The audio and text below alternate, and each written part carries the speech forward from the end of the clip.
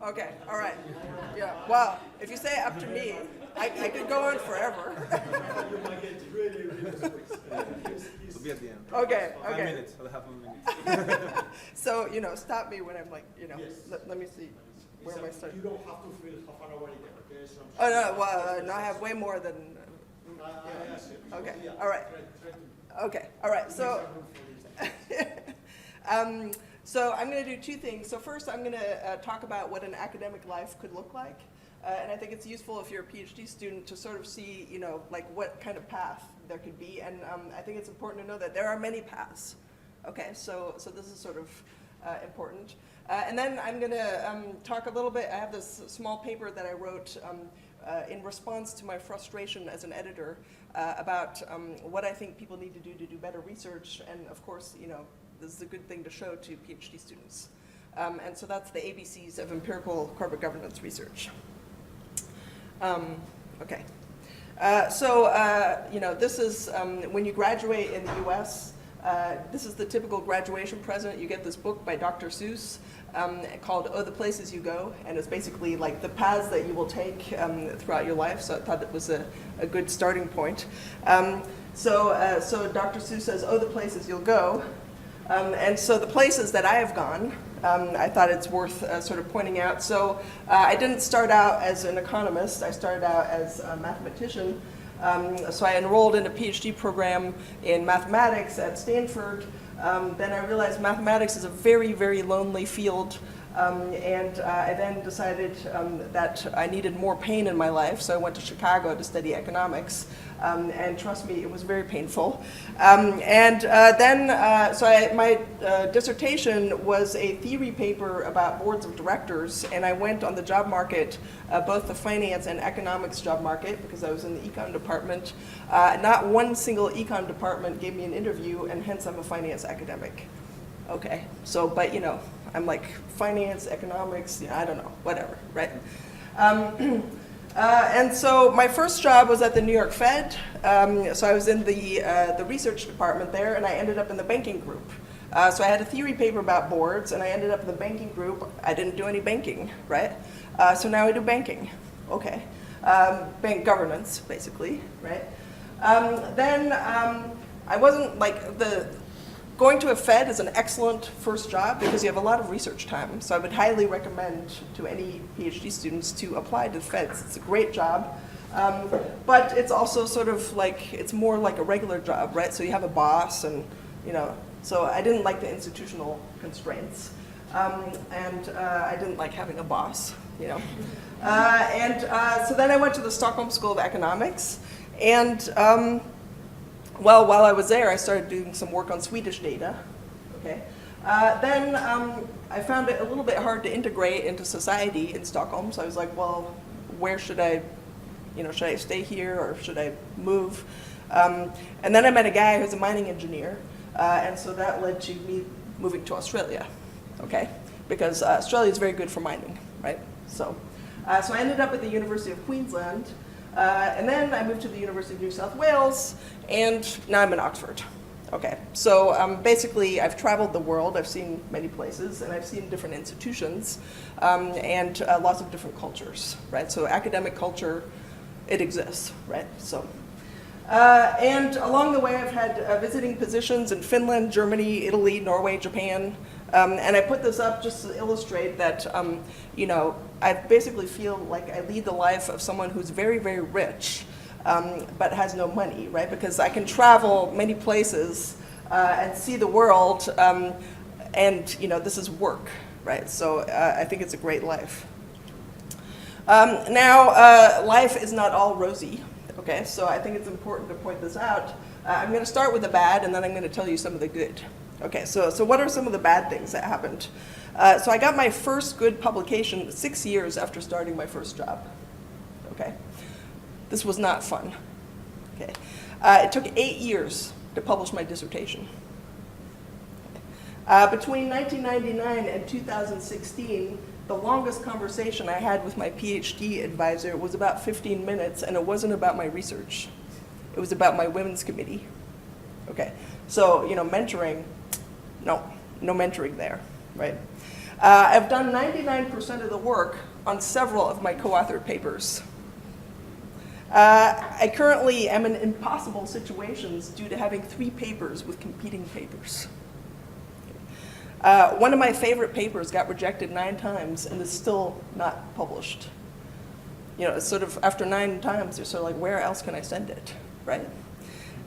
One of my favorite projects just got its 5th grant rejection yesterday while I was doing the slides for this presentation. I was, oh, you've got to be kidding me, right? I got rejected again.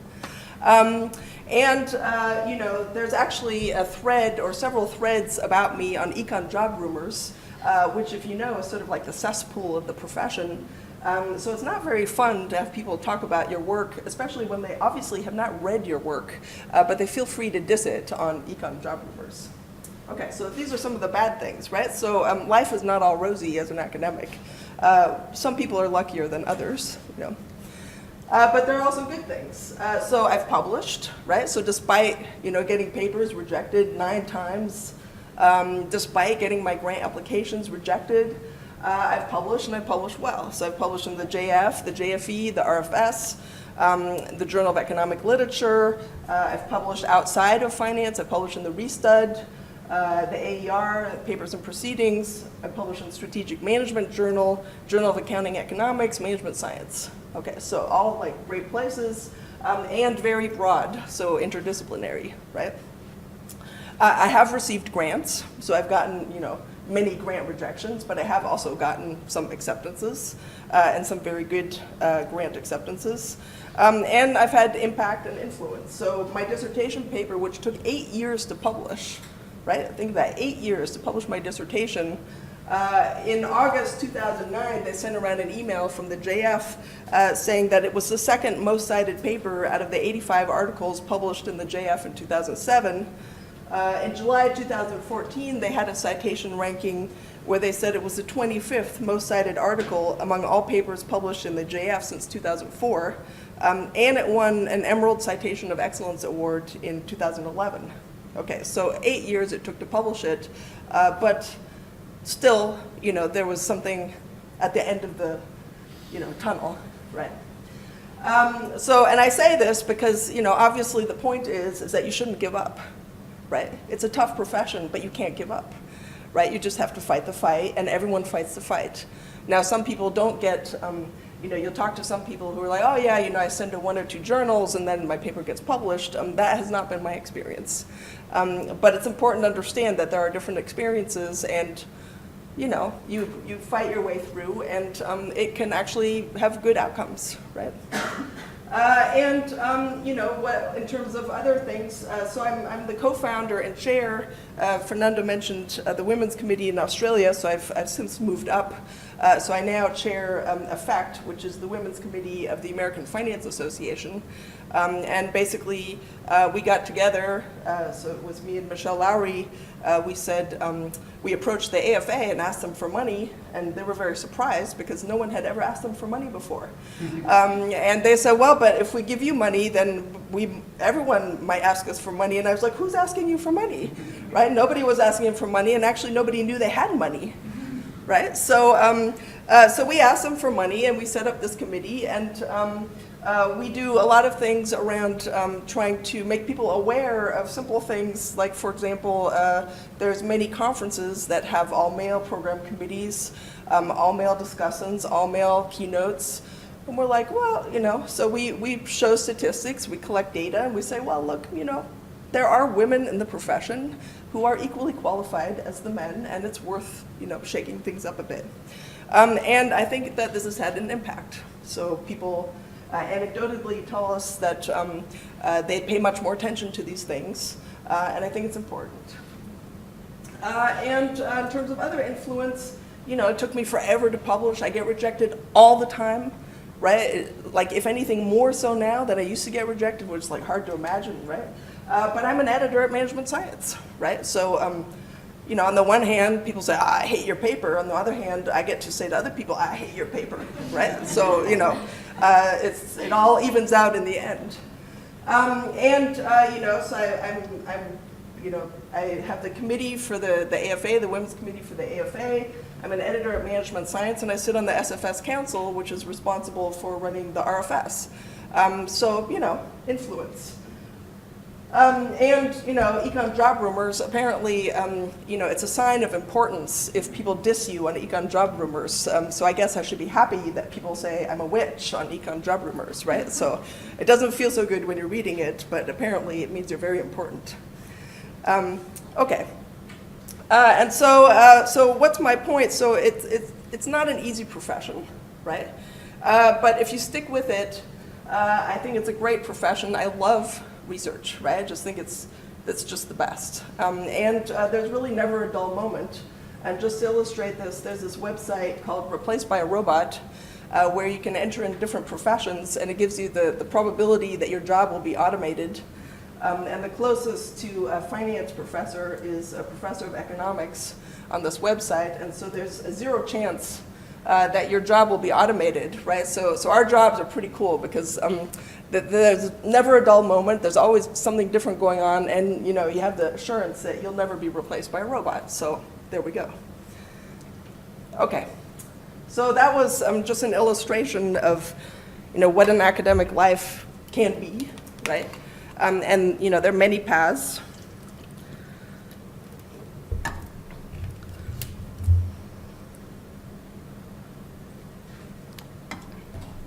So the second part, I thought I'd talk a little bit about this paper that I have called the ABCs of Empirical Corporate Governance Research. And basically, what is the point? So I'm really on this mission where I think, you know, of course we all want to do good research, right? I mean, that's sort of understandable. But I just thought, well, let's just think about, like, why do we want to do good research? And then what might doing better research entail? So, of course, we want to do better research. Why? Because we're self-interested beings, right? So, like, at heart, we're economists, right? And we act in our own self-interest. So, if you do good research, you get into journals, right? You can have an impact on the world, very important. And also, it makes you feel good, right? You do a good piece of work and you're proud of it.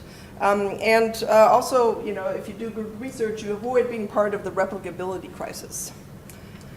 So I just put up this a bit. So I don't know how many of you guys are aware of the replication crisis, but this is something that I think is very important. So it really started in psychology, where people sort of said, okay, well, actually a lot of the work that's published in psychology cannot be replicated because people fiddled around with experiments and everything. So the psychologists take this very seriously. The economists are taking this slightly seriously. The finance profession, a little bit seriously, but you know, it will come to finance. And so this is important, especially as you're starting out in your career, to really, you know, be aware of that people are going to care about this more and more. So, you know, a couple years back, the SFS was talking about whether the RFS should require people to post their data. Okay, and at the time they said, well, actually, you know, if we require people to post their data, that's a lot of work, right? And so they decided not to. But now they're discussing, they're going to have people post their data, right? So you have to start thinking about changing how you work. And so here there's actually a website, I won't discuss this in detail, but there's a website, Wikipedia has a page discussing the replication crisis. And like in economics, I just posted, they have a little blurb about all the different fields. But like, for example, a 2016 study in the journal Science found that 1/3 of 18 experimental studies from the AER and the QJE failed to be successfully replicated, right? So, you know, we need to do better than that, right? We need to do work that's replicable and convincing. Okay, so so doing better research serves our self-interest. It's also the right thing to do. So I think more than ever, I think universities are sort of, you know, are protecting us from the fake news movement, right? So here in this cartoon, he says, "I like to think we aren't so much anti-science as we aren't pro-myth," right? So also we have to do better than that, right? So we have to be pro-science and anti-myth. And also doing better research is about survival, okay? So there's this equation, there's this paper called Our Ideas Getting Harder to Find, and they wrote down this equation in this paper. I think it's very useful. So they say economic growth is equal to research productivity times number of researchers. And they argue in the paper that research productivity is falling and number of researchers is rising. And trust me, the number of researchers is rising. So competition in the profession is getting much steeper. So if this is going up, we need to work on this, right? So we need to improve our research productivity, which does not mean writing 20,000 more papers, right? Like this is really, I think people write far too many papers. And just to illustrate the competition aspect, so I run this women's committee, EFFECT, and one thing that we wanted to do is we wanted to say, well, you know, like, can we even argue that there's a problem with women's representation in the profession? And as good scientists, we know that the only thing that is convincing is data, right? And so we said, well, how many women are actually in the profession? Well, in order to figure that out, we need to figure out how many people are in the profession, right? Which is an interesting exercise to do. So we basically got a bunch of data. So we got the list of all people who submitted papers or participated at the AFA meetings for a couple of years. We looked at all people who had published papers in finance journals over a couple of years, and we looked at all AFA members. We basically estimate there's more than 6,000 financial economists who are currently competing either for space at the AFA or in the journals. Now, if you think about that, that is a staggering number, right? So how many papers are published in the JF in a year? It's not 6,000, right? All of those 6,000 people want to publish papers in the JF, JFE, RFS, and there are not that many slots, right? So it is a competitive world out there. One thing that really led to an increase in competition is the introduction of top 3 tenure standards in the Asia Pacific, right? So if you think about how many universities there are in China, like you have no idea, right? It's just like, it's staggering how many universities there are, and if they all say, oh, everyone has to publish in the JF, wow, it's like huge competition. Okay, so so lots of competition, so we need to increase research productivity. And what's one way to do it? One way to do it is to look for new methods, right? Personally, I hate new methods as an editor because I have no idea how to evaluate these, right? So like whenever I get a paper using dynamic GMM, I'm like, oh my God, right? Because there's so many degrees of freedom. If I get text linguistic analysis, everyone is doing text analysis, right? I do text analysis, which is why I'm scared of text analysis, right? Because you're like, well, you know, you say, oh, here's my dictionary, and I'm like, well, I don't know what led you to put these words in, these words out, and it's so hard to evaluate, right? Network analysis, I mean, who can figure that out, right? Machine learning, great. I mean, this is just like, everyone's doing machine learning, right? But you know, what are you going to do? How are you going to replicate the paper? It's just, it's impossible, right? Regression, discontinuity design, I mean, you start messing around with the polynomials, and I'm like, you know, like whatever polynomial here, polynomial there, you know, it's like, you know, so, you know, so like, these methods are cool, right? There's a reason that people like them, but I actually set the bar higher for these methods, and a lot of papers don't make it because the bar is higher. So actually, what I think is really necessary is that we use current methods better. I mean, that's really, oh, you can't hear me? You guys can't hear me? Oh, for the recording.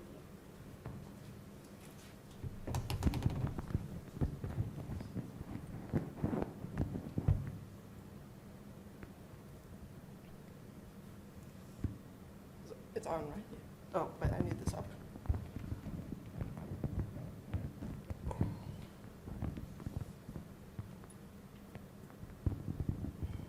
It's not very, is that all right? Yeah? Okay, all right. Okay, so I would advocate not for looking for new methods necessarily, but to use current methods better. And that means, sounds like I'm shouting at you. Yeah? No, it's all right? Okay, all right. Maybe it's just like, okay, and that includes being a better consumer of research, not just producer. Okay, so I think, you know, as referees, editors, readers of research, we have to improve. Okay, and so basically, my frustration with constantly rejecting papers led me to write this little paper. So I've been a referee at more than 40 journals. I used to have a rule that I would referee at least once for any journal that asked me. Because one thing that I hate is this, like, we only, this idea that we only deal with papers at the top journals. Well, there's a lot of good papers at lesser tier journals because there's not enough space in the top journals, right? So the refereeing process is imperfect. So, so I think it's important to also do service to the lower tier journals. Of course, now I don't do that anymore. So that rule, that I'll referee at least once for any journal that asks me. So if you're an editor and want to send me, I presented this recently, like the next day I got a referee report to do from some, and I was like, okay, no, you don't understand, right? So I do enough service. Okay, so but my point is I've refereed at over 40 journals. I've seen a lot of papers. Right? I read a lot of papers. I've seen a lot of papers, and people, in my view, always make the same mistakes. So this led me to write down the ABCs, and ABCs, the choice of the term ABCs is deliberate, right? So I think we need to be better about the basics rather than trying to get complicated. Okay, so let me just walk you through. I don't want to go through through all of them, but I'll give my little funny example, which you guys have seen already, but anyhow, I think it's a good example. Okay, but let me discuss some of the things that I think people just don't do well enough and that are very important if you're a PhD student, right? So, so A is assumptions, discuss them. I mean, there are so many papers where people just don't discuss the assumptions. So if you're, like, what people do will be like, oh, here's my diff and diff, right? And you're like, well, okay, so first you haven't explained what your endogeneity problem is, right? And then tell me why this diff and diff is diff and diff. Like, diff and diff is a method that relies on assumptions. And if the assumptions don't hold, the method is useless, right? So you need to justify your assumptions. People make this mistake constantly. So I teach this PhD course where I go through the top journals, and I'm like, okay, so here are a bunch of papers published in top journals where the instruments are clearly wrong. And you're like, well, how did it make it into the journal? It's because the author didn't discuss the assumptions and the referee didn't notice, right? So you need to discuss the assumptions. Another thing that I think is important, so B is big data. More data is not always better. You need to understand where the variation in your data comes from. Okay, so if you have data that is basically time invariant, then having a really super long time series doesn't help you identify anything, right? So, but nowadays people have all these buzzwords, right? So there's the era of big data, machine learning, text analysis, blah, blah, blah, right? So, so you're sort of tempted to jump on this bandwagon of big data. But understanding that you don't need a super large sample can save you a lot of time, a lot of research time, and also help you write more convincing papers if you have data where there is actually variation in the thing that you're studying. Many people don't discuss whether they're identifying causal effects or correlations. They're like, here's my identification strategy, right? And then, it's like, okay, well, do you really think this is giving you a causal effect or a correlation? And you need to discuss this. And if it is a correlation, what do we learn? We can learn things from correlations. So I think it's important to know that. So diff and diff, so I have a lot of pet peeves about diff and diff. This is like the most popular technique nowadays, and why is because it's so easy, right? Because you define a variable, you define another variable, you multiply the two together, you throw in the regression, you're like, oh, this is diff and diff. Okay, and it's unbelievable. So you don't discuss the assumptions, right? You just like multiply the two, put in the regression, and I'm like, okay, so like we have to remember, so that like in the cleanest form, diff and diff should look like a medical experiment, right? So you have, you randomly assign the medicine to some people and the placebo to the other people, and then you see what happens, right? Most diff and diffs do not look like this. And if they don't look like this, then you have to explain why you're still identifying something, okay? So it's really important. And I say this because I reject papers over and over and over for exactly the same reason. The referees say, well, this is not diff and diff, right? So explain why you're identifying something. E is econometric godliness is less important than data cleanliness. So this gets to my point about, people are very tempted to use fancy methods and they don't even understand their data, right? So, if you like say, oh, here's my data set, I Windsorrize everything, and then I'm going to do like some fancy schmancy method, I'm not very convinced, right? Because I'm like, well, so first, if you're Windsorrizing everything, I want to understand what the outliers are. Right? So tell me what the story is about your data. What are the problems? Tell me that you understand the variation in your data. And then maybe we can talk about methods. Right? So, I mean, if you do empirical work, it's really about the data. Right? OK, so F is fixed effects. So if you have, this gets to the big data point. So if you have a super long panel and you're not putting in fixed effects, I want to understand why.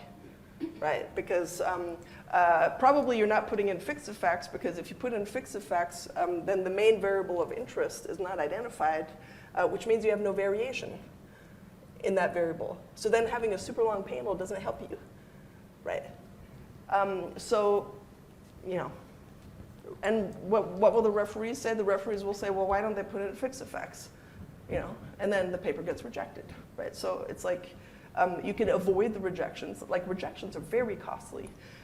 You can avoid the rejection by just doing it right from the beginning. OK, so G is grammar. Use it or lose the R&R. So the way I view it is, it's very hard to be convincing that you are a super clean and precise empirical economist if your paper is riddled with language errors, right? So if you have a typo in the abstract, not a really good sign that you've cleaned the data the way that you told me that you cleaned the data, right? I mean, language instills trust, right? So you want to be precise about your language, and then I will believe you that you are precise about your data. OK, so I won't go through all of these. J is just because something is published doesn't make it right, and so I think this is super important, especially as a PhD student. I think one's too tempted early in one's career to say, well, it's published in the Journal of Finance, it's like a great paper. Actually, it's published in the Journal of Finance. I'll think about whether it might be a good paper, right? So that's the first step, but it doesn't necessarily equate to being a good paper. K is kinky results. What do they mean, right? So if you estimate like huge coefficients, people are going to push back. Referees will reject papers because they say the magnitude is too large. Reject. And that's it, right? It takes one thing and your paper is rejected. OK, so I'm going to give you an example of, so L is literature, read it. And this is, I think, so important, and people don't do it enough. And I don't understand why. So actually, I think that's, at some point I might write a paper about this, right? Because, so people don't read the literature. It's just amazing. So let me just give you an example. Let's see. I have two examples. Which one do you think I should give? The paper prize or the other one? This one, OK. OK, so let me give you an example. So I got this email on the 8th of June. OK, I'll read a little bit of it to you. It says, Dear Renee, I trust your summer is going well. I am writing to ask you a question. One of my colleagues, blank, nominated blank and I jointly for blank award. The preliminary nomination of us was favorably received by the committee, and we're asked to provide additional details, and they need basically an external letter. So basically, one of their colleagues nominated them for an award, and they now need an external letter. And so they asked me if I could write this letter for them, for this award from their university. Okay. And then, by the way, Blank and I recently got a paper on CFO gender accepted at Blank. So Blank is a top-tier journal. Okay, so they wrote a paper on CFO gender. It got accepted at this journal. As you will see in the attached paper, we once again build on your work on gender. And I'm sharing the paper in case you're interested in reading it. Okay, and actually this paper is part of the nomination for this award. Okay, so I'm like, oh, very nice that they build on my work. Obviously, that's flattering. But what they're doing here is asking me to take some of my very scarce time and write them a letter for an award, and I really don't have time, right? But I want to be collegial, whatever. Anyhow, so I was like, well, let me look at what they say about my work. Okay, so so this is the first paragraph of the paper. So they say the growing presence of women in corporate leadership roles motivates considerable interest in whether male and female managers are associated with different firm behaviors. And then they say some scholars contend that women must be like men to reach the upper rungs of corporate hierarchy, Adams, 2016. And so corporate actions will not be influenced by executive gender, Adams and Funk, 2012. Okay, so I'm like, wow, this paper is published in a top journal, and I'm cited twice in the second sentence of the introduction. That's cool, right? But I'm like, well, I read this sentence, and I'm like, did I say that? I don't recognize this. I'm like, actually, I thought we said exactly the opposite. So it says, women must be like men, right? They say that I said women must be like men, right? And corporate actions will not be influenced by executive gender. Okay, so I'm like, well, let me just check my work. Maybe I just wrote it in a way that, it's always the author's fault, right? But maybe I wrote it in a way that's hard to understand, right? So I went back to look at my paper. So this is the Adams and Funk. Okay, so this is the abstract, right?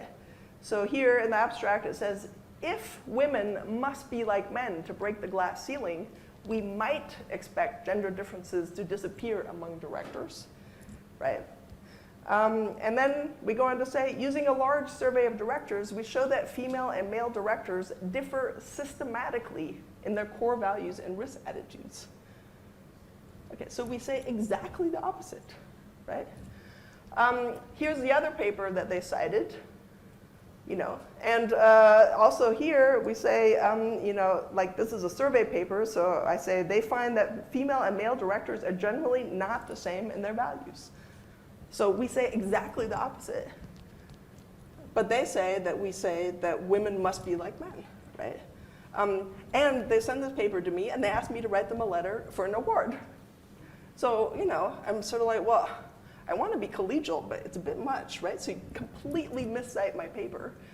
And also in a way that is not at all consistent with what I think is true, right? It's like, because basically they're using my paper as a straw man to shoot down, because obviously what they're going to show later is that women and men differ, but they're saying, well, Adams said that men and women have to be the same, and we're going to show the opposite.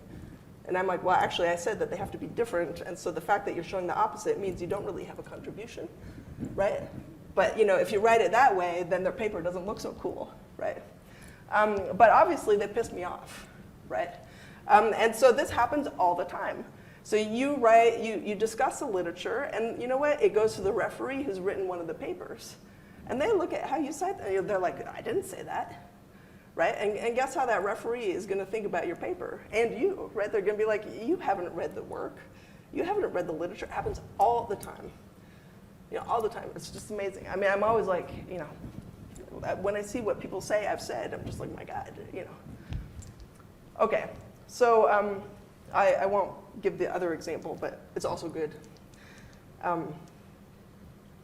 Okay, so I won't go through all of these, but there's a little paper, so I'm not pushing you to read it, but I think it has some useful discussion about things, just really basic things, right? So these are really basic things that I just see people just constantly don't do in the way that I think would be useful. Okay, actually I did want to say there is this, so X is express yourself well. Like one thing that we never teach is how to write, and it is so important. I mean, it's just fundamental. And if you don't believe me, there is actually a paper where they try to look at this. So it's form and function in the social sciences. And basically what they do is they use like readability analysis, and they relate readability of papers to citations. And they find that papers that are, have better sort of language as much as you can actually measure it in this way, have higher citations.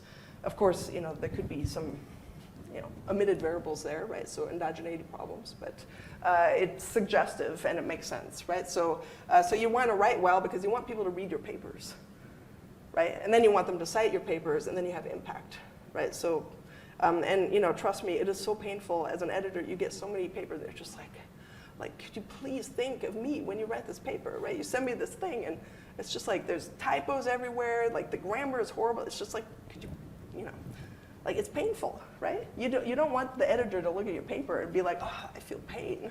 Like, do I have to read this paper, right? No, you want them to be like, this looks really interesting, right? I'm excited to read this paper, right? Oh, look at the abstract, so well written. Like it draws me in, it's engaging, right? So the more you can reduce the burden on the people evaluating your work, the better, right? Okay, so Z is zombies are for movies. So obviously I had to go through, ABCs, I had to get Z, and I ran out of, so what's this about? It's about, papers that, so people don't read the literature and then they write these papers. They're like, there's this like new paper, but actually it's been written before and they just haven't bothered to read the literature. And guess what? The referee gets it, who's written the original paper, and what do? They shoot it down, right? So I call that a zombie paper because it's like, the living dead, Okay, and just, I'll wrap up pretty soon, but one thing that I think is really important to know is, so to do better research, I wrote down a little list, right? And those are they're easy to write down. But there's a lot of other stuff that I haven't written down and that people don't write down. And how do you get this information? You go to the dinners. So talking to people is so important, right? You have to talk to people. You have to go to the reception. You have to talk to people at dinner. You have to organize dinners. You have to go to dinner. It's so important, right? Because that's where all the real action happens. That's where people talk about their work and they say, oh, but did you see this paper? Oh, I can't believe it. And the discussant said that, and oh my God, it's so ridiculous, right? And they basically talk about all the important things that you'll never see written down anywhere, right? And this is really important. And just to make this point, I've been teaching this PhD class for, I guess, 14 years in Finland. And every year for the last couple of years, I teach this paper by Charcharya and Grinstein, which was published in the JF, and it has a comment on it. And every year I go to the AFA website. So the AFA website has a special section dedicated to comments and rejoinders for papers published in the Journal of Finance. And for the last, I guess, 7 years, there's been exactly one comment and rejoinder. So on this section of the website that is dedicated to comments and rejoinder, there's exactly one. And there's been exactly one for the last 7 years. Okay, so now you may say, well, that means all the other papers in the JF are perfect. But actually it doesn't. It just means that only one person was sort of brave enough to write a comment and rejoinder. And so the point is that you really have to talk to people because there's a lot of this stuff going around, especially with the replication crisis. So people nowadays are talking about, well, could you replicate this paper? No, I couldn't replicate this paper. Like these things are important, right? Okay. So anyhow, I think that if you follow, think about what you're doing in a, about whether the basics of your paper are in shape, not the complicated stuff, the basic stuff, I think you'll succeed. Okay, that's it. Thank you.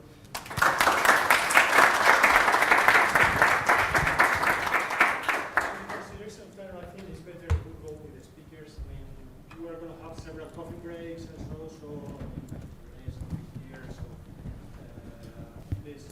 Oh. You want to record mine too after this great talk? I don't know. Wait for mine. All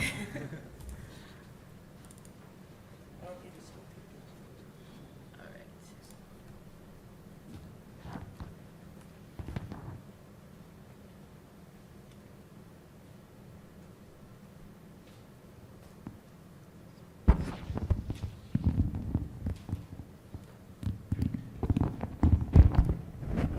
All right.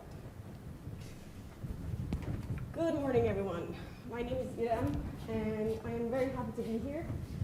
Thanks to organizers for inviting me. I find these PhD consortiums very helpful, actually, and whenever I get invited, I try to attend and try to share my experience with you guys. It is great to be among young researchers, and this profession that we have depends a lot on learning by doing, and you won't find too many people who is willing to talk about their experience, especially bad experiences. And Renee is one of those few who is willing to share her experience, and that's what I want to do today as well. I would like to talk to you about my job market experience, which I have gone through twice over the last 6 years. So I'm going to talk a little bit about that and hope that it's going to help with you guys when you're on the market. So before talking about my job market experience, I want to talk about myself a little bit and my journey. I am originally from Turkey. I was born and raised in the south coast of Turkey, a very pretty town called Antalya, which is full of falls, waterfalls, beaches, and mountains. And from there, I moved to Istanbul, where we have the best universities in Turkey. And I got my MA and BA in Istanbul Koç University. This is a very nice university. It's a private university. If you get a chance to go to Istanbul, I highly recommend you to visit it. It has a beautiful campus. It's located in a very nice place, and its architecture system, everything is very Americanized. So I highly recommend you to visit it. And from Istanbul, my next stop was UT Austin in Texas, where I got my PhD. I studied there for 6 years, and from there I came back to Europe. I got my first job in Germany, Mannheim, and there I spent 4 years. And after that, I moved to Lisbon, and over the last 2 years, I've been living in Lisbon as an assistant professor at Nova SBE.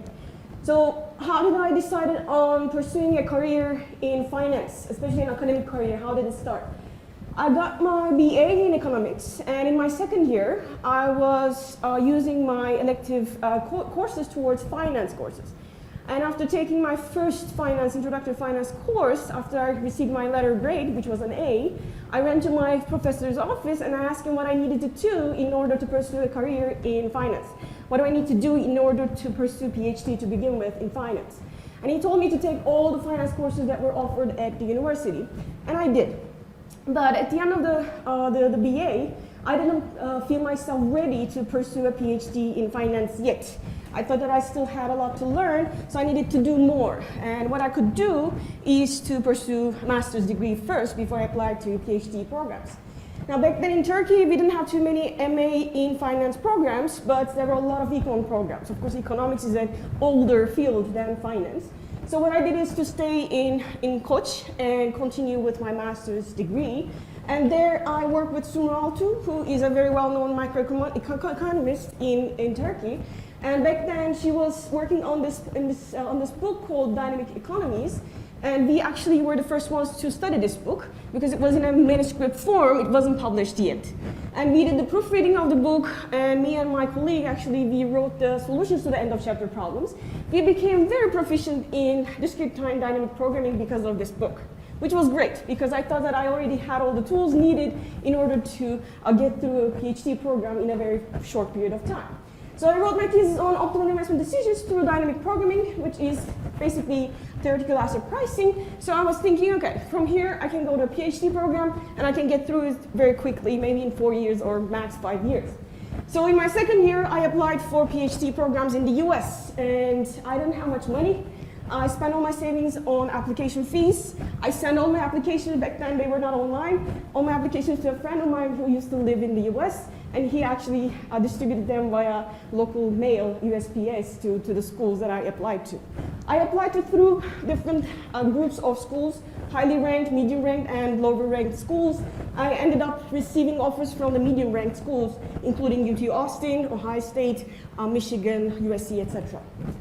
I had never been to the States before in my life, neither my family. So I didn't know anything about it. I didn't know anything about the programs. I didn't know anything about the professors. So I had to ask for advice from my professors at Koç University. And they pretty much talked among themselves and decided that UT Austin would be a great place for me because they had many good professors, and it's a very strong program. So I ended up at UT Austin in 2003, where I graduated from. And in my first year in the PhD program in 2007, I was working with Lorenzo Garlepi. Of course, I have all the tools for discrete time method pricing, so I can actually do dynamic programming and hopefully finish the PhD very quickly. And Lorenzo is a great person to have as an advisor. Amazing person. How complicated, regardless of how complicated the thoughts that you have are, he would actually put them in a nice order, in a nice way, and tell them back to you. So he was a great person to have as a supervisor. And I wrote my first summer paper on universal investment and stock returns, so I thought that was a very good start. I had some ideas about dissertation topic, but there was one problem. Lorenzo Garlepi got invited to University of British Columbia to Canada for a year, where he visited for a year, and after which, of course, he got an offer to stay. And Lorenzo decided to stay, which was good for him, but bad for me. So there were two things that I could do, either change my dissertation topic or move on to a different program. Because back then, Lorenzo was pretty much the only one who worked on the field that I was interested in. So I did the first one. I changed my topic completely. From theoretical asset pricing, I moved on to empirical corporate finance, where I wrote my doctoral thesis on business relations and capital structure. And in 2013, I graduated from UT Austin. One good thing about the PhD program at UT Austin, and this applies to many other programs, PhD programs around the world, is that they give you the opportunity to gain teaching experience. Okay? At UT Austin, I got this chance twice. At the end of my second year, I taught one full course in the summer program. And at the end of the whole PhD in 2013 spring, in my last semester, I again had the full control over a course. This was an introductory course in the bachelor's program. This is a great opportunity for you to gain experience. So my first advice to you would be that if you're offered this opportunity, take it. And as a junior professor, as an assistant professor, you don't want to really spend too much time on trying to figure out how to teach a course.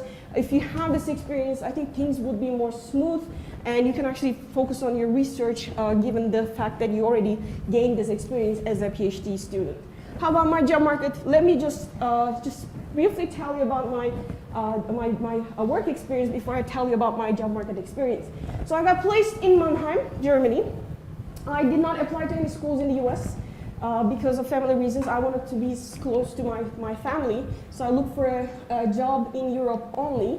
And Mannheim was the first place that I got a job at. In Mannheim, I stayed for 4 years, 2013, 2017, and I was teaching in the Masters in Management program, a course called Decision Analysis, which is not finance.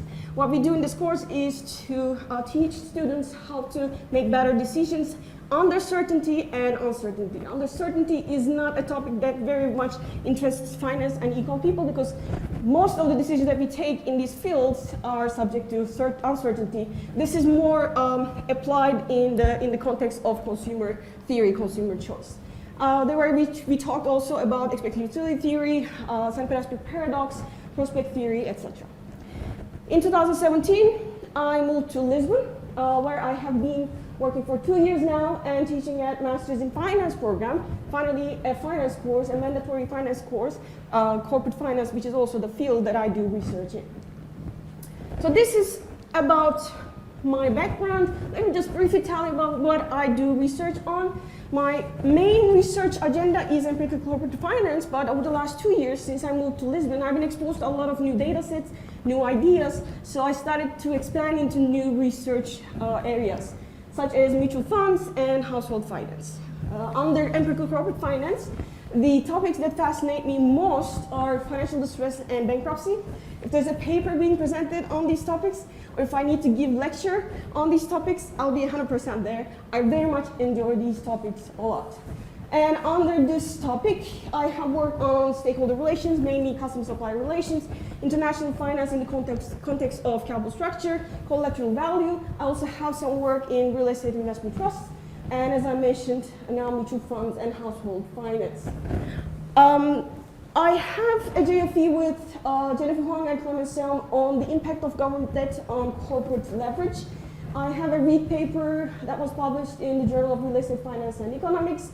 I have a recent forthcoming paper at Review of Finance, which took me more than 580 days to publish. So when Rene said, be patient, literally be patient. It will sometimes take forever, and patience is one of the virtues that you should have in this profession.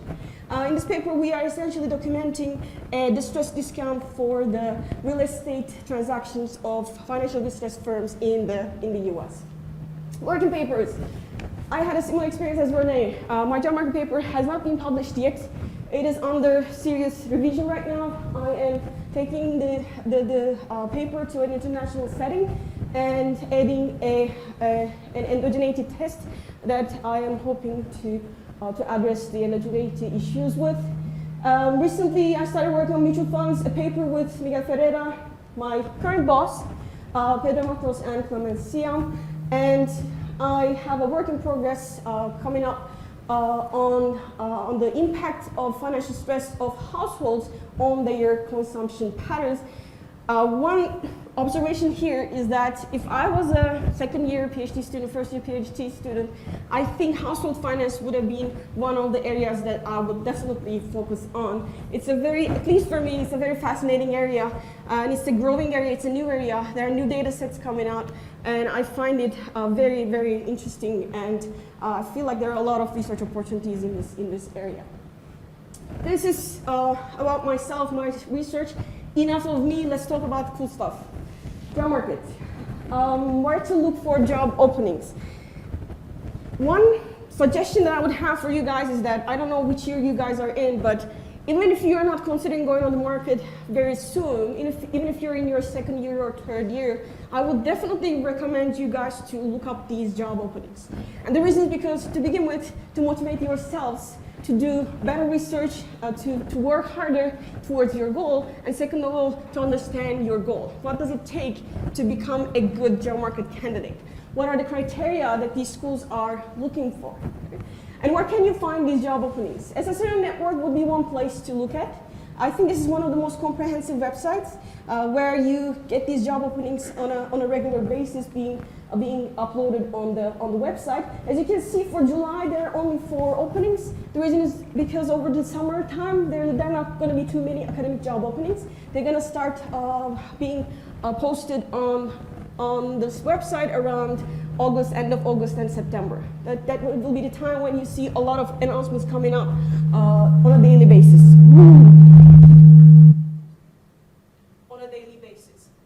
So another website would be American Economic Association's website. Again, you will see job openings being posted, and your favorite university's own website.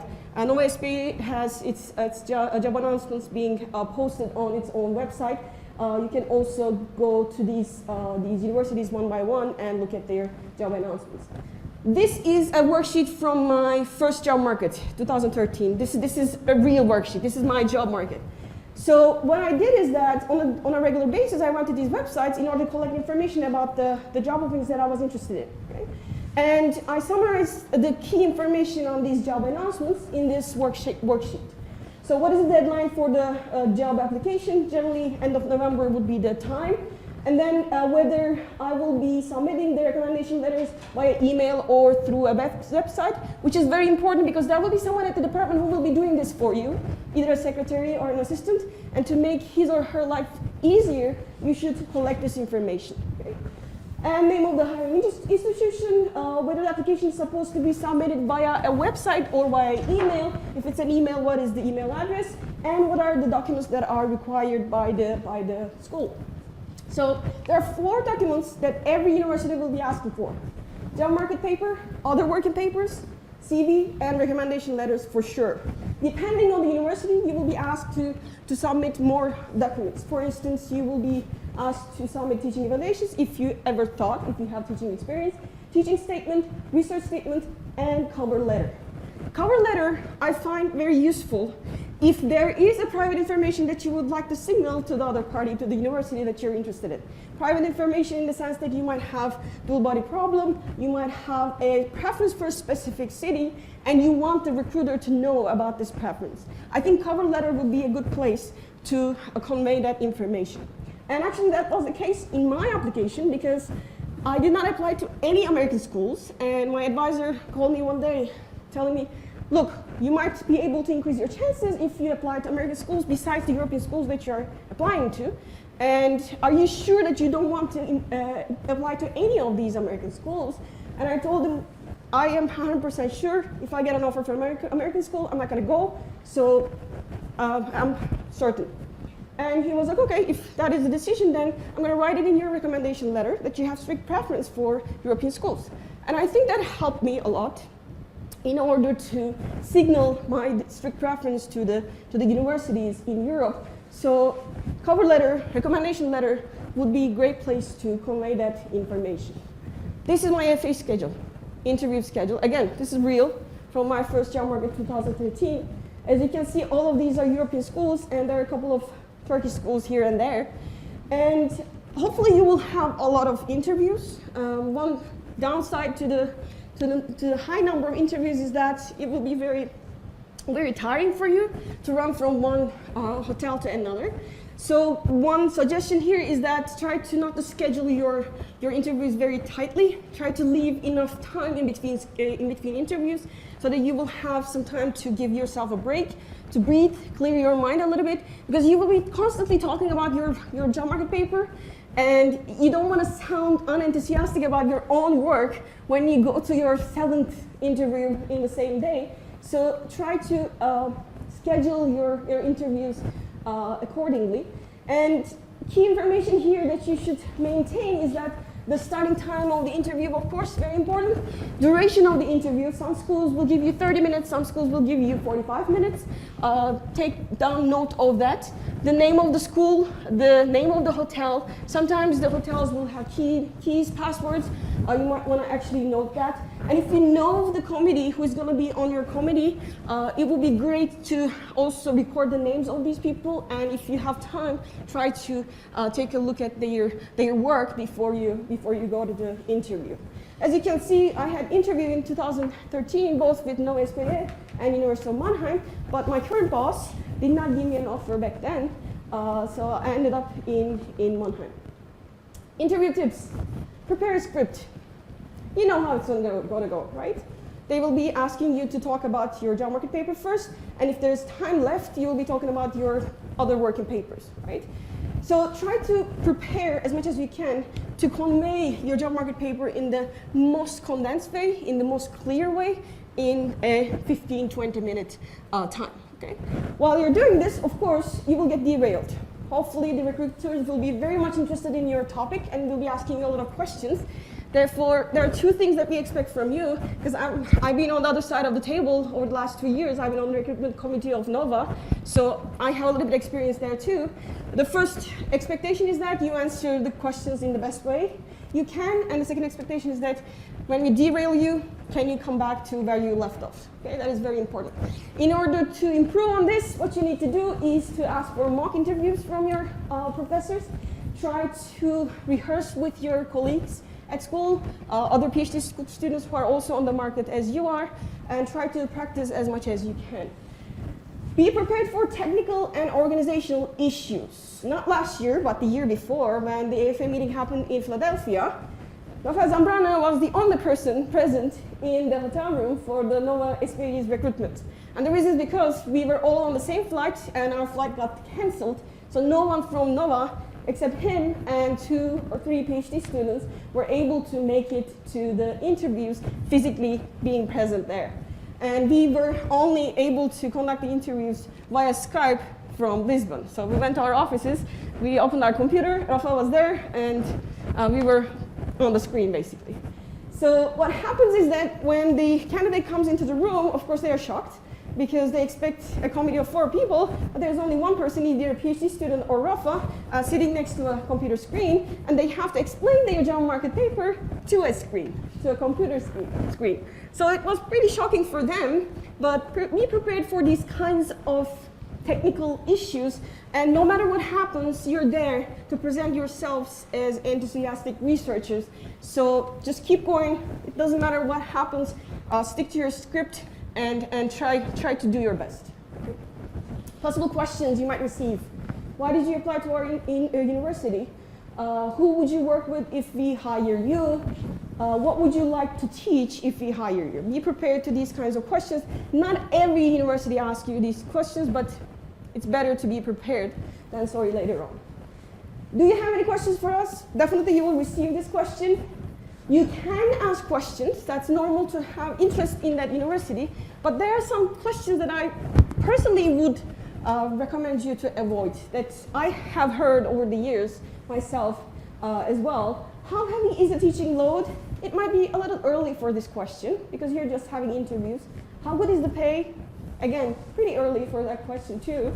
Can I visit blah blah university for a semester in my first year? Okay. If you ask me what would be a safe answer to these questions, is that I don't have any questions at this point, thank you. I actually collected all the information necessary from your website, and if I have further questions, I will try to contact you via email. Okay? That would be my answer to that question. That would be, I think, safe. Flyouts, hopefully you guys will have many of them. There's a 1/3 rule that you might have heard of. The number of flyouts that you get is 1/3 of the number of interviews, and the number of offers that you get eventually is 1/3 of the flyouts. That kind of worked in my first job market, roughly. It was an accurate measure. So what happens in flyouts? In my flyouts, I was in Europe for 10 days. I visited the Netherlands, I visited Norway, I visited Portugal, Germany. It was a unique experience. It was a great experience. And everybody was talking about my job market paper, everybody was asking me questions, everybody was giving me feedback, everybody was paying attention. I was in the spotlight, my job market paper was in the spotlight.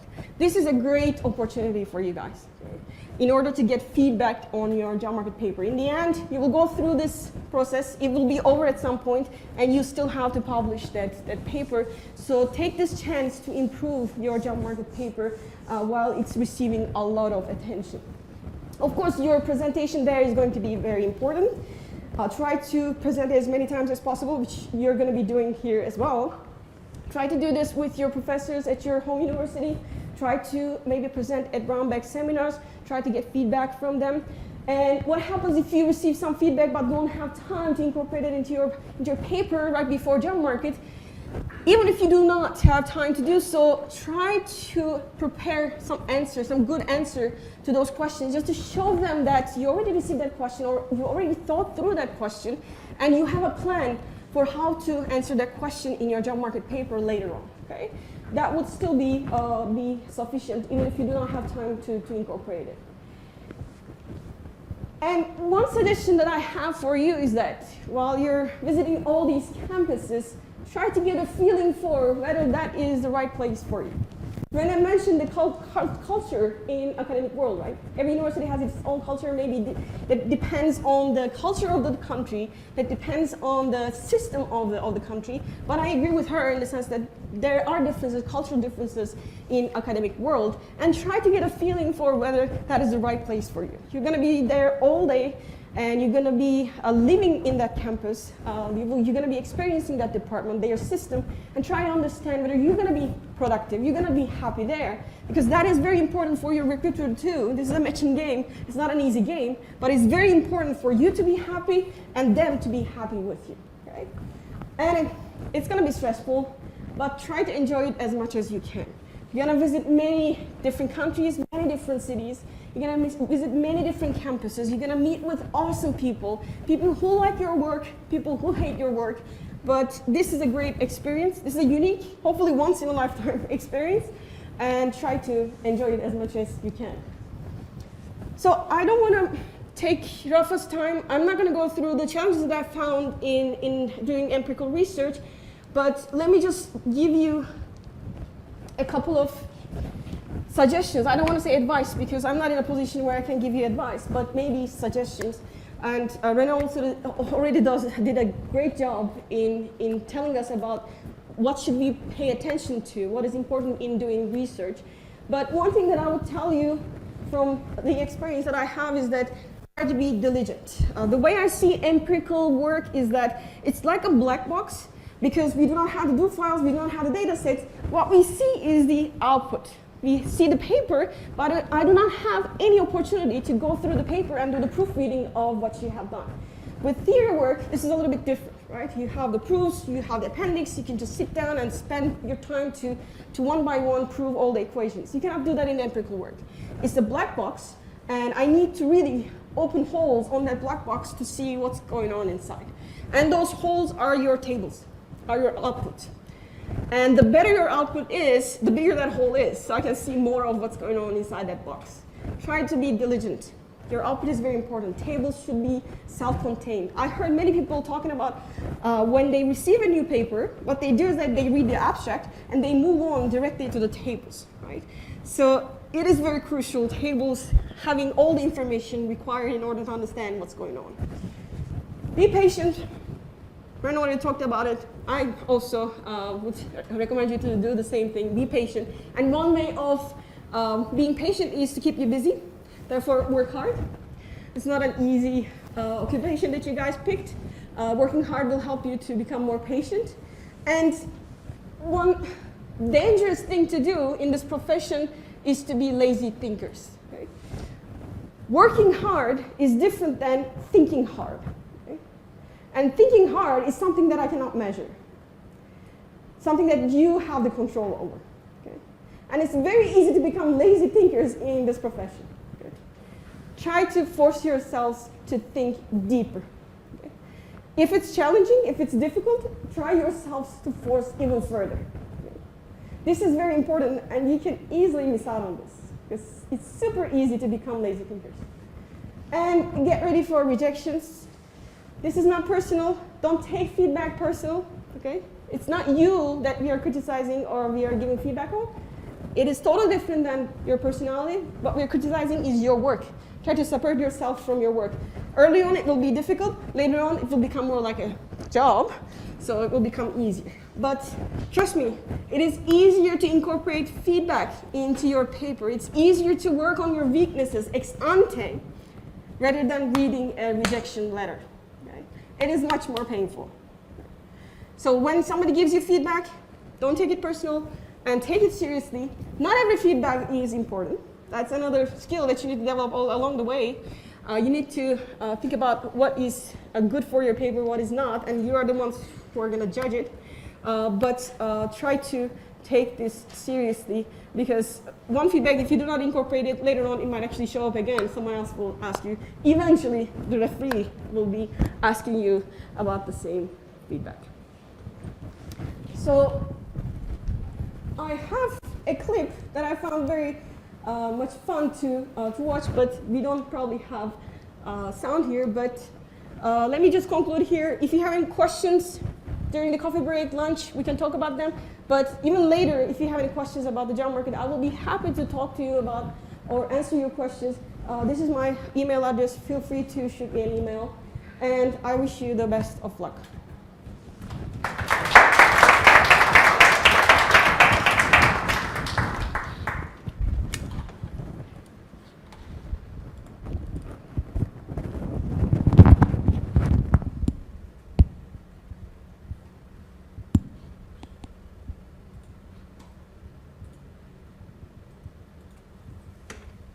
This is working.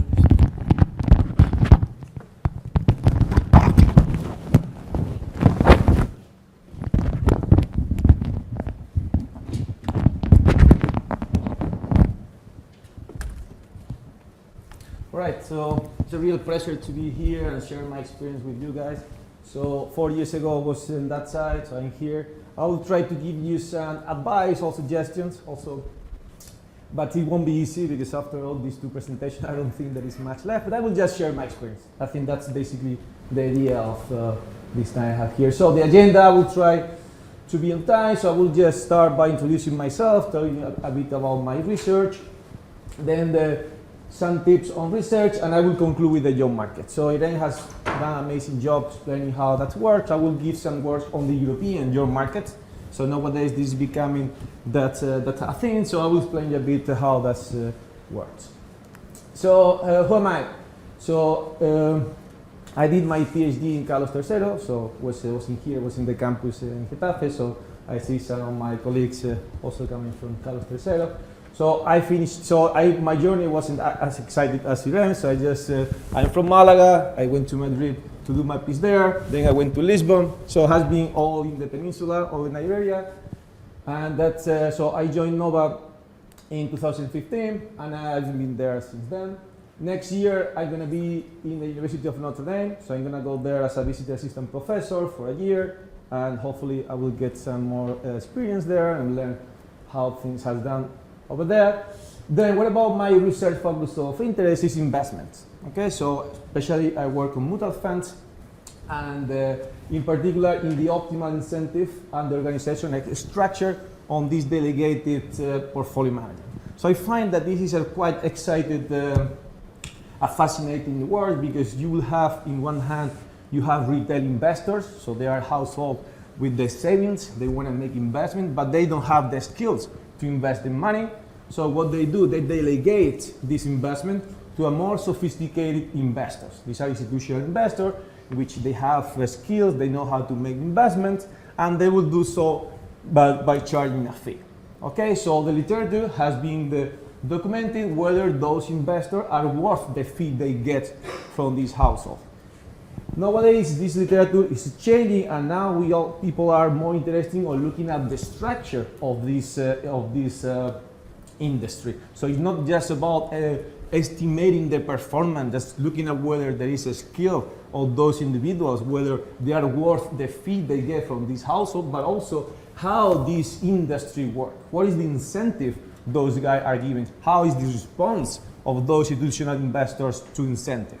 How is the whole industry organized, and what is the consequence that this have to the portfolio management and also to the whole markets as a whole? So my first, so this was my young market paper. This was a paper from my dissertation. I was looking at the optimal contracting. So in this paper, what we were looking is that, well, some of those institutional investors, some of those management company, they might not have the expertise in a given asset class. So I am PIMCO, I am sophisticated enough to invest in bonds because I am fixed income expert. What if my investors start demanding equity funds? What should I do? Well, what I'm gonna do is to outsource my portfolio management to Fidelity, because Fidelity, they have the expertise in these equity markets. So what is the issue with this? What is the main problem of this outsourcing contract?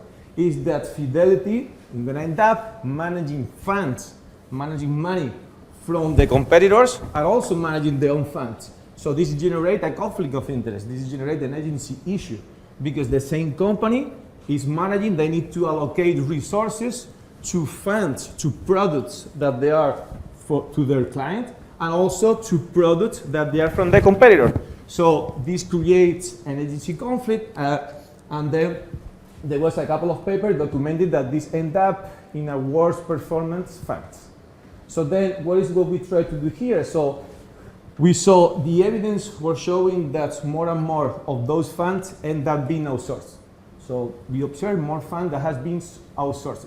On the other hand, the literature is telling us that those outsourced funds are underperforming. So this is a bit puzzling. How is it possible to have more and more funds which are being underperforming, because there is this framework in which there is a conflict of interest? And what we show there is actually this is on the aggregated. So on the aggregated, you observe underperforming funds. But if you look at the cross-section, we find ways of aligning the incentive of the external management company and the internal management company. And those was especially, we look at three types of contract. The first contract is a co-branding. So now what they do is that PIMCO outsources their funds to Fidelity, but when PIMCO offers the funds to their clients, they have the Fidelity name on that. So it's a co-branding. So then there is this reputation concerns. So now Fidelity, when they are going to allocate the human resources, for example, the portfolio manager or the time, they will look at whether they have this reputation concern. Okay, so they might not just allocate all to their own funds, because they also have the name in the competitor funds. Then we saw that when those costly contractual arrangements are in place, then this underperformance disappears. So then the next question is why that's happening. So if there is there are contracts in which you can align incentive. Why is you see sometimes those contracts in place, one other time you don't see that? And it's because there are some type of investors that they care about the performance and some other investors which are not sophisticated enough to learn about that. And that's a bit of the paper. They also, another paper that they have, more recently published with Richard, which is here in the audience, we look at the asset management incentive. And here what we look is what are the incentives that those portfolio managers are given. And we look at the competitive incentive and the comparative incentive of those managers. Why? Because those employees sometimes they have the incentive to work on their alpha, so they just put incentive and they want just to get the maximum performance on their fund. But we cannot forget here that those guys are actually working for a company. So they also need to comply with the orders are given by the management company. And that is what we study here. Okay, so I don't want to be too much in this part because I'm also going to tell you a bit of spinning of the market and we don't have much time. But I've done also some work with Fernando Zapatero here in the audience, in which we look at the general investor specialist portfolio managers. I also have a single author paper that I look at financial conglomerate in which we have mutual funds that they belong to a conglomerate in which that conglomerate is publicly traded, like you might think about banks. And some other papers too. I'm going to present tomorrow this paper with Juan Pedro and Melissa, so feel free to come. I'm going to talk about capital commitments and investment decisions. Okay, so some tips on the research topic. Now, how do you find a research topic? So, first thing, think about big economic questions. So, for example, this mutual fund industry is important, it's interesting enough by themselves because this is a lot of assets under managed, like trillion of dollars under managed, but also this is a perfect setting to explore another big economic question. So for example, you can use that mutual fund setting to ask questions like I did. How do outsourcing decisions affect performance and market share? Okay, so this is not just about a mutual funds. This is also like, you can think broader. How do competitive incentives affect individual behavior? How do human capital allocation affect the firm performance? So those are questions that I've been asking. General big economic questions, just using the mutual fund as a laboratory. So that is the key, that's important, always to look at big economic questions. So what do we learn? You also need to be clear. So what are the main findings? Okay, so what is if you need to tell me just one sentence, what is what we learn on the paper? Why that's important, the motivation. So what we know that has been done, what is new that you are probing, why that is important. And always the key is be able to explain easily. So for me, the way I find the paper is good if you are able to tell to your parents, your grandpa, with your friend outside the field. If in a bar or a beer, you can just tell in 1-2 sentences what is your research about. If they understand what you're doing, that means that this is a great research. That's my view on this. So how do you find the right topic? Okay, so myself, I found these right topics. That's has been working pretty well for me, which was the mutual fund. This is how you find yours. So it's important to set it on an area where you don't mind making some investments. So perhaps you might need to learn a whole new literature, or in my case, I spent a year collecting data for this mutual fund. So it's a huge investment, but out of that, I found that this was my place, and then I made, after 4 years later, my PhD still working in the same area, and I have a lot of paper always working on that area, and you become an expert on that field.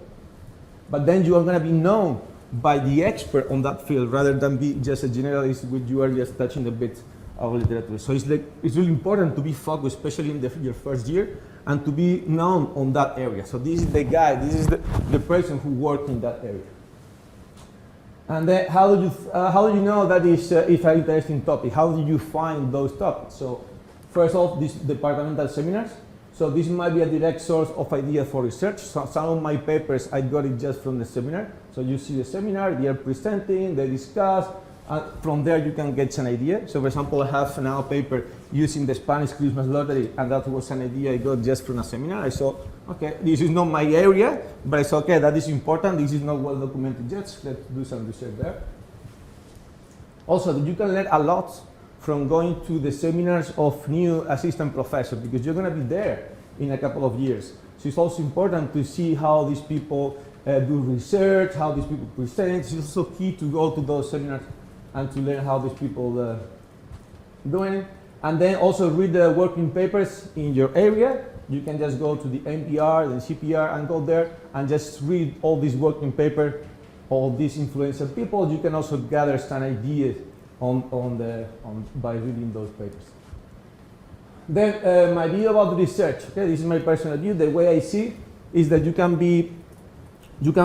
there's two ways of writing papers. So I found these two types.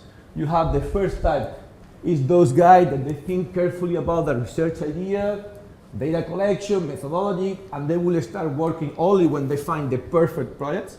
So only might spend 2 years, 1 year, only then gonna start working because that is the perfect project. So, and they're gonna be just full focus on that paper at the time. And then the second type of researcher are those that they read papers and they start working as soon as they feel they can contribute to the literature. So they start a new project whenever they see an opportunity, no matter how busy you are. Well, to myself, I think that the key is to find the right balance of these two. So you cannot just rush and whenever you see an idea, start working in there and then let's see what the data say and you haven't done a throughout research to see that this is actually a potential paper. Also, you cannot be in here like until you find the right paper that is the perfect work, because I've observed people in both sides and that doesn't seem to be working very good. So find the right balance among these two. I think that would be the idea. Then how to write the first paper, how to gain those skills of how to write, how to pitch the paper, how to learn. So my experience was telling me that if you write some of your first paper jointly with some senior co-author, you will learn a lot from those, and then you will be prepared, you will be ready to write your market paper. So I know that so when I mean about your market, is that when your paper is really ready. So you already start working on your paper, but it's not ready yet. So you will learn a lot if you are also working with some senior in a separate paper. So from there, not only you will learn a lot how to pitch the paper, but you also will have some probability of publishing that paper. So that will also help you. If you see in the market, so we have experienced these recent years, we are interviewing, and many people already come with a publication. So they don't even wait now until they graduate, even before the dissertation, they go to the market. A year before, they already have some publications. So this is a tough market. And you will get that if you collaborate, if you work with the senior people at the department, or if you visit, like in my case, I visited USC and I was working with Fernando there. That helps a lot. I learned a lot from them, from him, how to write the paper, how to position it, how to pitch, and then you can use those skills to write on your own your market paper. And then just briefly my view about teaching. So I teach 2 courses in financial management and corporate finance. They are not my main area of research, but don't be afraid of that. Okay, so if you, for example, one of the tips, if you get asked what type of course you could teach, you would just say any type of course I will be able to teach if it's on the graduate level. At the graduate masters, I would prefer my main area of research, but don't be afraid that you could actually teach in any area. So just always try to allocate the teaching load. So I have everything concentrated in 12 weeks. Eden has everything in 6 weeks. So it's idea to have everything really concentrated. So then you will have more time then to do and focus on research. Also, I think it's really tempting to start to teach MBAs or executive education because, I mean, after being the PhD, you might have some liquidity issues, so you want to make some money. Don't be tempted about that, and in your first years as assistant professor, just focus on research. That is the investment that you need to do for the future. You always will have time to start teaching at those courses, but it's really demanding. Okay, the student will demand a lot from those courses, so try to avoid it. Okay, so now is how do we know that you are ready to go into the market? So some of you might go already this year, some of you might go next year, some of you are still undecided. So first thing, you need to have a good market paper done by fall. Okay, so a couple of months, the paper should be completely done. No, I will have it by the time that I will present in the fly out in February. No, the paper should be done already. Then also you should be able to defend in the following spring. Okay, so not only that your market paper is ready, but you should also have another chapter of your dissertation to be complete in the next year. What if you are not fully ready? Well, you have two options. You could just, what I've seen some people just, okay, let's try. I'm going to market, I'm going to see how it goes. If I don't get any job, I come back to work on my research and come back again next year. Well, I think that's a really bad idea. Okay, so in my experience, I wasn't fully ready by the 5th year. I saw that my job market paper has some potential. I saw some other papers I was working on has also potential, so I decided not to go on the market, to keep focusing on doing the research, and I went on the 6th.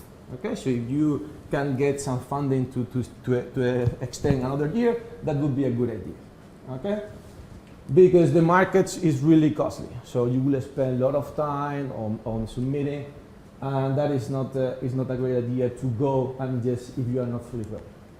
Then about the timing, so I think also I have many tips and stuff that you can find online. So nowadays, we were discussing before that in the past, it was really hard to find information about how the market works. Nowadays, just Google it, it has a lot of information. Everyone is happy to share their experience. But it's just, I will also share my slides in case you want to, but just to a bit of the timing, by May, July, which is now, you should already have an agreement with your committee that you should go to markets, and you should focus on your job market paper and get your CV.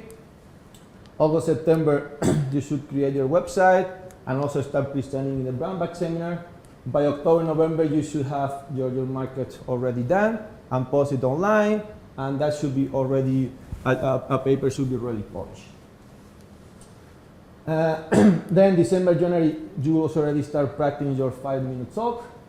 After, you also should ask for mock interviews. So some schools, they already have everything well established and you don't need to do. Some others, they are still not ready to prepare you for this job market. So you should ask for this mock interview. You should go and talk to other professors, and that is important. Also, something that is key that I have on the slide later, but in case I forget, is the reference letter. Okay, so the reference letters are really important. That is really key. And some of you that you forget about that. So when you start, when you came up with the say, oh, I need a reference letter, just the month before the submitting your package. So that is too late. You should be already working on your reference letter a couple of years before. You should already have been to talking to see other senior people so they get to know, because then in the letter what we see sometimes is I recommend this person because blah, blah, blah, blah, and I know it since last year. Okay, how can you recommend a person that you barely know? So you should, that is really important. So if you visit another school, that's going to be very important. Start talking to senior people, be active, and that is going to get you a good recommendation letter. After getting the job, celebrate your success and quickly get back to work to finalize and defend your dissertation. Okay, so that is important. Some of you might think, well, when I've presented, when I got my job, that's it, I'm done. No, in my case, when I started really working hard was after I graduated. Okay, so now is the worst time of my life, not the PhD. It's after you graduated.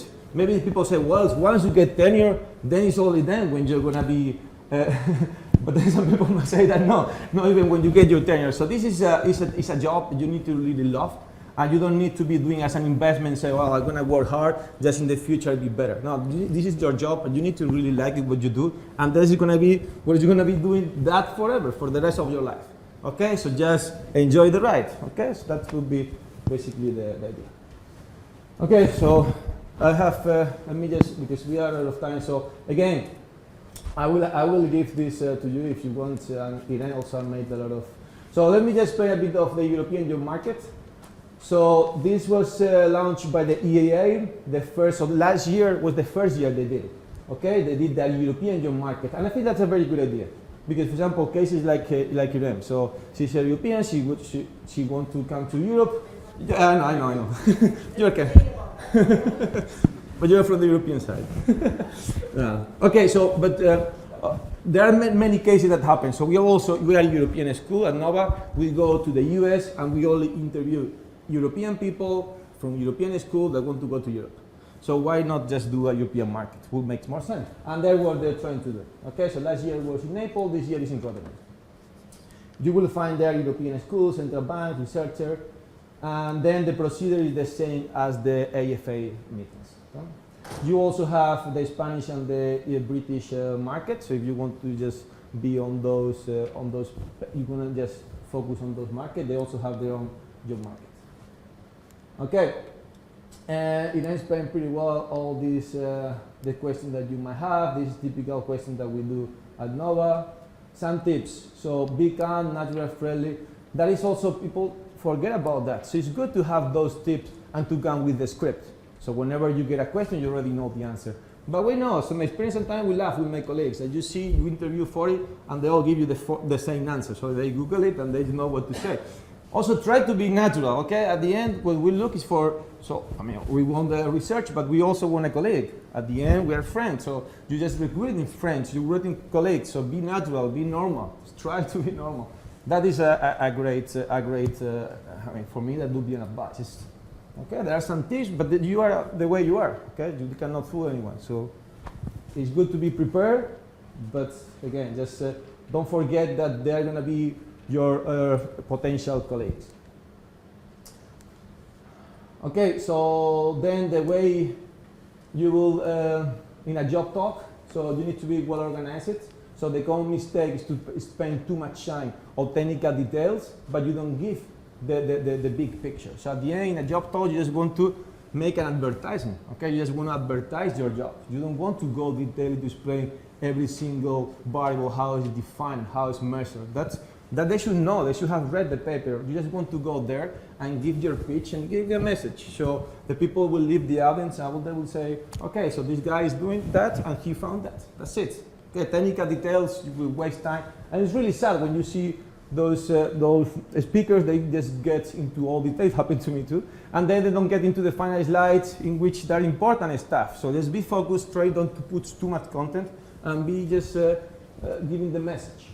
So what about the answer questions? So you need to be also answer question in proper way. So if you get a clarifying question, something, just, okay, you need to be precise it, so answer, and then move on. So clarify question, you just precisely and move on.